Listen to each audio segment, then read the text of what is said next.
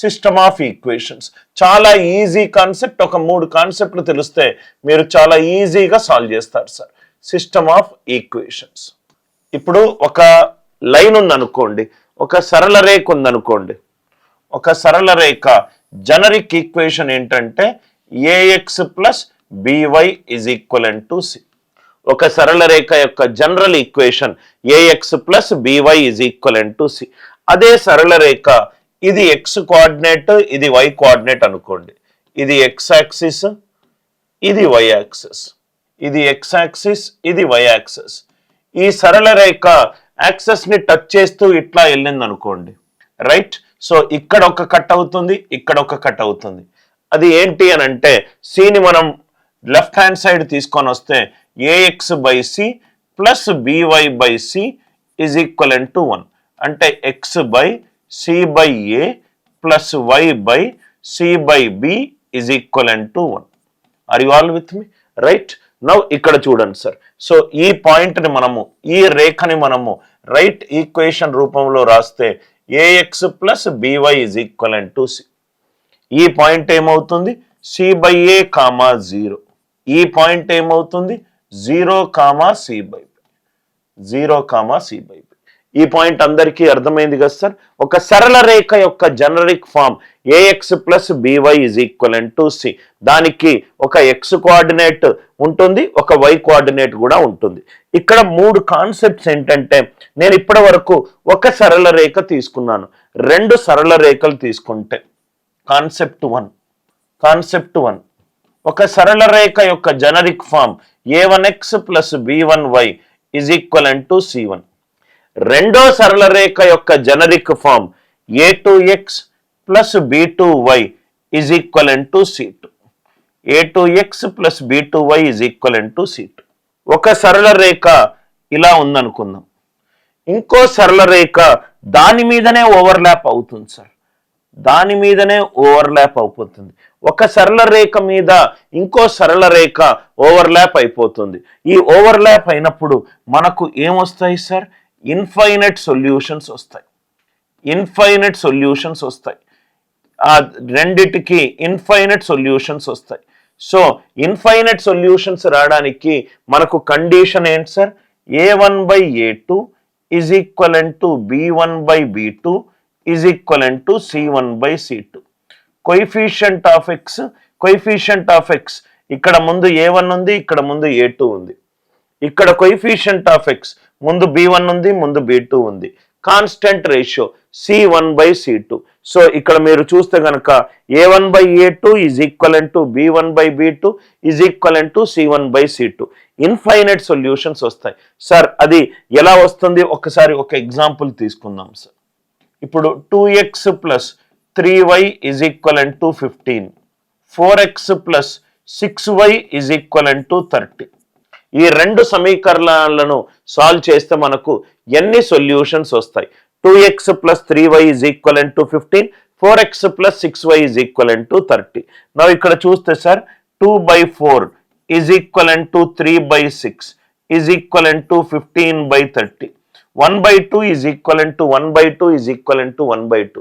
a1/a2 is equivalent to b1/b2 is equivalent to c1/c2 గనక అవుతే మనకు మొత్తము ఎన్ని సొల్యూషన్స్ వస్తాయి? ఇన్ఫైనైట్ సొల్యూషన్స్ వస్తాయి. ఇన్ఫైనైట్ సొల్యూషన్స్ వస్తాయి. చాలా ఇంపార్టెంట్ పాయింట్. మనకు జనరల్గా ఎగ్జామినేషన్లో 3 రకాల క్వశ్చన్లు అడుగుతారు. Infinite solutions, right, 0 solutions, infinite solution, exactly 1 solution. అది మనం చూద్దాం. 3 కాన్సెప్ట్లు ఉన్నాయి. ఈ 3 కాన్సెప్ట్లతోటి మనము సిస్టమ్ ఆఫ్ ఈక్వేషన్స్ అన్ని క్వశ్చన్స్ సాల్వ్ చేయవచ్చు. కాన్సెప్ట్ 2 ఇది ఒకదాని మీద ఒకటి సూపర్ ఇంపోజ్ అవుతుంది. సూపర్ ఇంపోజ్ అవ్వకుండా సపోజ్గా ఫర్ ఎగ్జాంపుల్ సమాంతర రేఖలు అనుకోండి. ఇది ఒక సరళ రేఖ, ఇది ఇంకొకటి సరళ రేఖ. సో ఫస్ట్ సరళ రేఖ equation a1x plus b1y is equivalent to c1. Second సరళ రేఖ యొక్క equation a2x plus b2y is equivalent to c2. ఇక్కడ 2 సరళ రేఖలు సమాంతర రేఖలు. ఆ పాయింట్ రాసుకోండి sir. 2 lines are parallel. 2 lines are parallel. Parallel అంటే సమాంతర రేఖలు, సమాంతర రేఖలలో వాటి వాలు సమానమై ఉంటుంది. వాటి వాలు సమానమై ఉంటుంది. వాలు అంటే ఏంటి సార్? Right, -a1/b1. వాళ్ళంటే minus of coefficient by of x by coefficient of y. Second కి -a2/b2. వాలులు సమానంగా ఉంటుంది. వాలులు సమానంగా ఉంటే ప్యారలల్ ట్రాక్స్, ఇప్పుడు రైల్వే ట్రాక్స్ ఉన్నాయి, 2 ట్రాక్స్ ఉన్నాయి, ఎక్కడైనా కనెక్ట్ అవుతాయా? కనెక్ట్ అవు. ప్యారలల్ ట్రాక్స్ సమాంతర రేఖల్లో మనకు ఎన్ని సొల్యూషన్స్ వస్తాయి? No solution. No solution. No solution రావాలి అని అంటే కండిషన్ ఏంటి sir? a1/a2 is equivalent to b1/b2 is not equivalent to c1/c2. Is not equivalent to c1/c2. చాలా important condition sir. Infinite solutions రావాలంటే నిష్పత్తి of coefficient of x a1/a2, నిష్పత్తి of coefficient of y b1/b2, constant నిష్పత్తి c1/c2 అన్నీ equal గా ఉండాలి. a1/a2 is equivalent to b1/b2 is equivalent to c1/c2. అదే parallel కావాలనుకోండి, నిష్పత్తి of coefficient of x is equivalent to coefficient of y. అదేమో infinite solutions కి అన్నీ ఈక్వల్ అవుతే a1/a2 is equivalent to b1/b2 not equivalent to c1/c2 ఏమో no solution. No solution. ఇది కాకుండా మనకు ఇంకొకటి ఉంది, అది కూడా చూద్దాం సార్. కాన్సెప్ట్ 3. 2 సరళ రేఖలు ఉన్నాయి. ఇది ఒక సరళ రేఖ, ఇది ఒక సరళ రేఖ. Exactly 1 solution.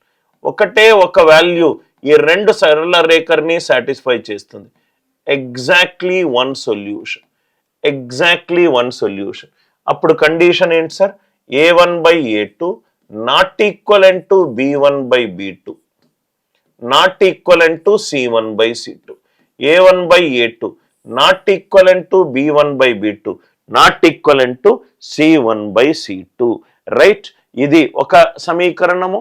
a1x plus b1y is equivalent to c1.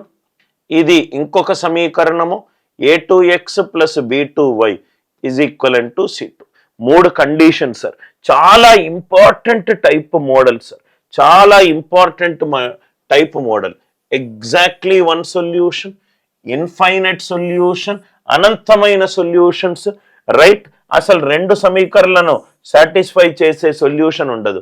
Infinite solution, no solution, exactly 1 solution. Concept 1, concept 2, concept 3. Concept 3 అయితే రైట్, ఈ 2 లైన్స్ ఇంటర్సెక్టింగ్ లైన్స్. ఈ 2 lines intersecting lines. Intersecting lines అయినప్పుడు ఎగ్జాక్ట్ గా ఒక సొల్యూషన్ వస్తుంది. ఇంటర్సెక్టింగ్ లైన్స్ అయినప్పుడు exact గా ఒక సొల్యూషన్ వస్తుంది. అదే ప్యారలల్ లైన్స్ అనుకోండి, మనకు ఏ సొల్యూషన్ రాదు. అదే ఒకదాని మీద ఒకటి ఉందనుకోండి, ఇన్ఫైనైట్ సొల్యూషన్స్ వస్తాయి. ఏంటి సార్ ఆ concepts? Infinite solution, no solution and exactly 1 solution. Exactly 1 solution ఎప్పుడు వస్తుంది? ఇంటర్సెక్టింగ్ లైన్స్ ఉన్నప్పుడు. నో సొల్యూషన్ ఎప్పుడు వస్తుంది? 2 సమాంతర రేఖలు అయినప్పుడు, అంటే ప్యారలల్ లైన్స్. ఇన్ఫైనైట్ సొల్యూషన్స్ ఎప్పుడు వస్తుంది? ఓవర్లాపింగ్ లైన్స్ దగ్గర. ఓవర్లాపింగ్ లైన్స్ అంటే ఒకదాని మీద ఒకటి. ఒకటి ఓవర్లాపింగ్ లైన్స్, ఒకటి ప్యారలల్ లైన్స్, ఒకటి intersecting lines. Overlapping lines, parallel lines and intersecting lines. Intersecting lines మనకు ప్రాబ్లమ్స్ చేస్తూనే ఉంటే మనకు అలవాటు అయిపోతుంది. డెఫినెట్ గా మీకు 1 మార్క్ వచ్చే టాపిక్ సార్. ఒకసారి ఇక్కడ క్వశ్చన్ చూడండి. ఫస్ట్ క్వశ్చన్, ఈక్వేషన్స్ ఇచ్చాడు. ఏమిచ్చాడు sir? 4x plus k minus 2 into y. 4x plus k minus 2 into y plus 3 is equivalent to 0. 4x plus k minus 2 into y plus 3 equivalent to 0. Next equation, k minus 2 into x. k minus 2 into x plus 9y minus 5 is equivalent to 0. k ఏమన్నాడు? Greater than 0 అన్నాడు. ఈ 2 సమీకరణాలు parallel lines అన్నాడు, సమాంతర రేఖలు అన్నాడు. సమాంతర రేఖల్లో మనం తీసుకోవాల్సిన కండిషన్ ఏంటి? a1/a2 is equivalent to b1/b2 not equivalent to c1/c2. So మనం 2 ప్యారలల్ లైన్స్ కాబట్టి 2 సమాంతర రేఖలు అయినప్పుడు స్లోప్స్ ఈక్వల్గా ఉంటాయి. ఆ కండిషన్ మర్చిపోయినా ఇదైనా ఎగ్జిక్యూట్ చేయండి. స్లోప్స్ ఈక్వల్గా ఉంటుంది. స్లోప్స్ ఈక్వల్గా ఉండడం అంటే ఫస్ట్ ఈక్వేషన్లో స్లోప్ ఏంటి? -4/k-2 -4/k-2 ఇక్కడ రాస్తున్నాను sir. ax plus by plus c is equivalent to 0. Slope ఏమవుతుంది? స్లోప్ని మనము m తోటి డినోట్ చేస్తాము. దాని వాల్యూ ఏమవుతుంది? -a/b. ax plus by plus c equivalent to 0. దాని స్లోప్ ఏమవుతుంది? -a/b. అంటే -4/k-2. ఇదేమవుతుంది? -k-2/9. -k-2/9. Minus cancel అయిపోతుంది.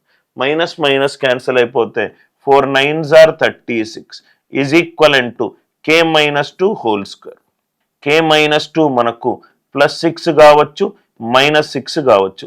6 స్క్వేర్ 36, -6 కూడా 36. అంటే k వాల్యూ ఏమవుతుంది? 6 + 2 8, -6 + 2 -4. k ఏమో గ్రేటర్ దాన్ 0 అన్నాడు. అంటే ఈ వాల్యూ తీసుకోకూడదు. k ఏ వాల్యూ తీసుకోవాలి సార్? ఓన్లీ పాజిటివ్ వాల్యూ మాత్రమే తీసుకోవాలి. అంటే k వాల్యూ 8. క్వశ్చన్లో ఏముంది?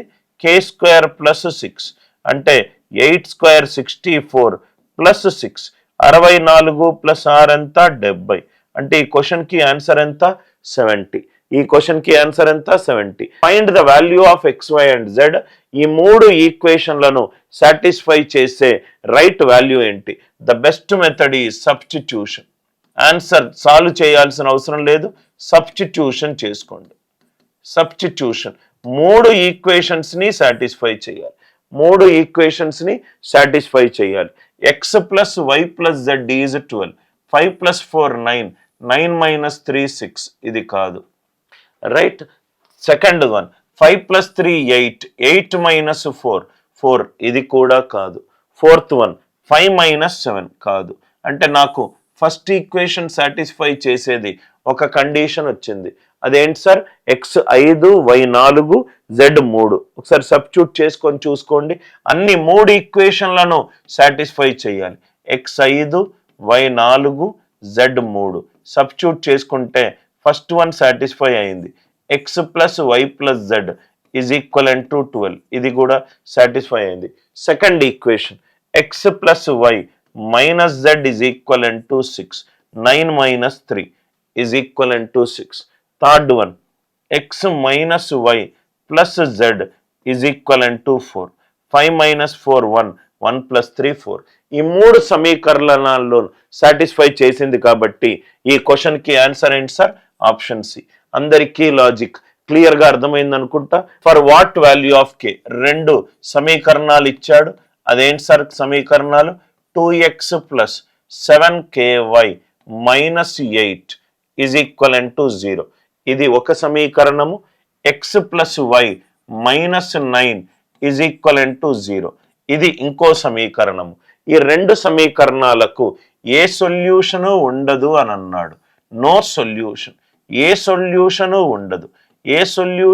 ఉండదు అని అంటే ఎప్పుడవుతుంది సార్? నో సొల్యూషన్ ఎప్పుడవుతుంది? ఇక్కడ చూడండి సార్. నో సొల్యూషన్ ఎప్పుడవుతుంది? ప్యారలల్ లైన్స్ ఉన్నప్పుడు, సమాంతర రేఖలు ఉన్నప్పుడు. కండిషన్ ఏంటి? a1/a2 is equivalent to b1/b2 not equivalent to c1/c2. అంటే ఈ రెండిటి యొక్క స్లోప్స్ ఈక్వల్గా ఉండాలి, వాలులు ఈక్వల్గా ఉండాలి. వాలులు ఈక్వల్గా ఉండాలి అని అంటే ఆ 2 లైన్స్ ప్యారలల్ లైన్స్ అయి ఉండాలి.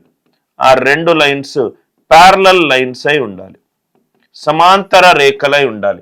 సమాంతర రేఖలలో స్లోప్స్ ఏమవుతుంది సార్? ఇది జనరల్గా ఒక equation ax + by + c is equivalent to 0. దీని స్లోప్ ఏమవుతుంది? -a/b. సో ఇది మనం సబ్స్టిట్యూట్ చేసుకుంటే -2/7k is equivalent to -1/1. Are you all with me?